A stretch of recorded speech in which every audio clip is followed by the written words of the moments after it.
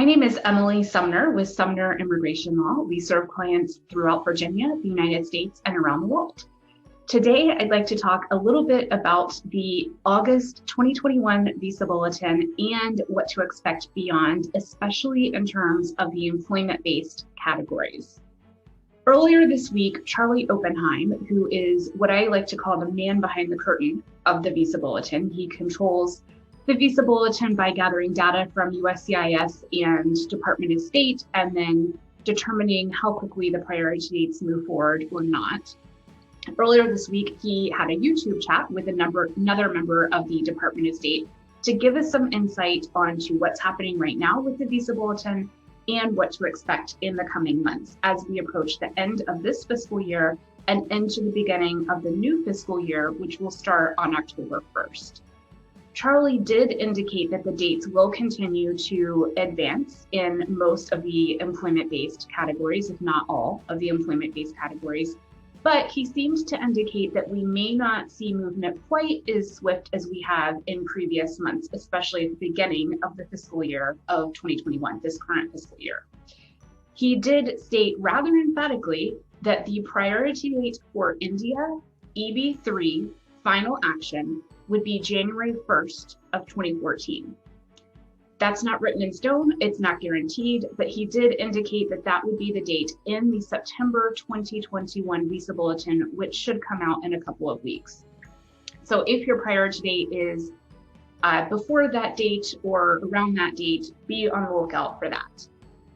Otherwise, he said that the October 2020 filings did satisfy a lot of the available visas that we have. So because of that, we won't see movement quite as quick with the priority dates as we have in the past. He also indicated that he does not expect priority dates for EB3 or EB2 for India that are in the 2016 or 2017 timeframe to become current in the foreseeable future, either for dates for filing or for final action dates. That, of course, could change. It all depends on the visa usage in the next few months, but he really does not expect that. So if you have priority dates in the 2016, 2017 timeframe and you were born in India, and that's your country of chargeability, then keep in mind that you probably will not be able to file the I-45, at least in the foreseeable future. Charlie also indicated that once the September Visa Bulletin comes out, September 2021 Visa Bulletin comes out, if you look at the dates for filing dates, those should be the dates more or less approximately that we will see in the final action dates for October of 2021. So we can use, he's saying, the September Visa Bulletin once it comes out as kind of a preview of what to expect for the final action dates in October of 2021. Keep in mind that when the Visa Bulletin comes out, there are the two tables under the family-based and employment-based. There's the final action dates, and then there's the dates for filing. If you are in the United States and you're wanting to file the I-45 or ready to file the I-45, remember that we always have to check what USCIS is going to accept for that particular month. So for example, when the September 2021 Visa Bulletin comes out, if you look at the dates for filing and your priority date is current, that's fantastic. But you also have to look at the USCIS website to see if they will accept cases based on the table for dates for filing or for final action date.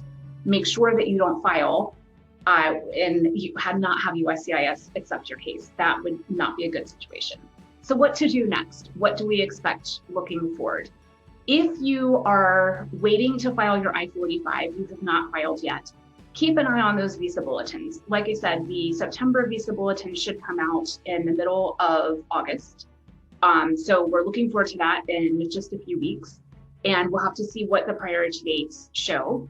Again, final action dates versus dates for filing. But it is to your advantage to start gathering your docs now. You know that you're going to need your birth certificate, your marriage certificate, your divorce certificate if you've been divorced, death certificate if your spouse is deceased, immigration documentation like approval notices, tax returns, that type of thing. I don't recommend that you get your medical exam if you're not ready to file your I-45 because it will expire if it's not filed within 60 days with the I-45 within 60 days of being signed. But the other documents, you can start going ahead and getting them so you're ready to file as soon as that priority date is current. If you have already filed the I-485 and your priority date is not yet current, again, keep an eye on the Visa bulletins that are coming out. I know for everyone, it's been a long wait, whether you have already filed the I-485 or you're waiting for that opportunity to file. I know it's a long wait. I'm not a patient person myself.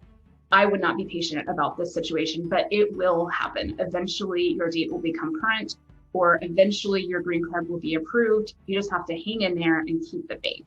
Again, I'm Emily Sumner with Sumner Immigration Law.